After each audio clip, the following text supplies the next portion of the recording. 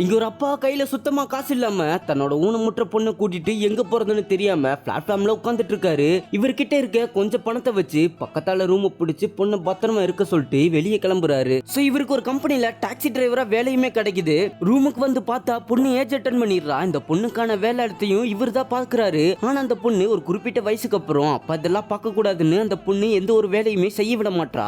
So நம்மளால சில விஷயங்கள் செய்ய முடியாது சொல்லிட்டு இந்த பொண்ணை ஹோம்ல சேர்த்து விட்டா அவங்க இந்த பொண்ணை ஒழுங்கா பாத்துக்காம இந்த பொண்ணை போட்டு கொடுமைப்படுத்துறாங்க. இதெல்லாம் பார்த்து மனசு தாங்காம பொண்ணை கூட்டிட்டு வந்துடுறாரு.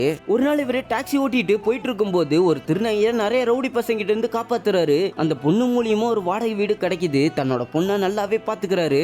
ஆனா இவரு பொண்ணை தனியா விட்டுட்டு போயிருக்கும் போது இந்த பொண்ணு குடத்துக்குள்ள கை விட்டு கை மாட்டிக்குது. அதுக்கப்புறம் இவரு தான் ஹெல்ப் பண்ணி கையை எடுத்து விடுறாரு. அதுக்கப்புறம் தான் இவருக்கு புரியுது தான் பொண்ணை தனியா விட முடியாது, யாராவது ஒருத்தவங்க பாத்துக்கணும்னு யோசிக்கிறாரு. தன்னோட ஓடி போன மனைவியை கண்டுபிடிச்சு அவங்க கிட்ட பேசி கூட்டிட்டு வரலாம்னு பார்த்தா அவங்களுக்கு கல்யாணம் ஆகிடுச்சுன்னு தெரிய வருது.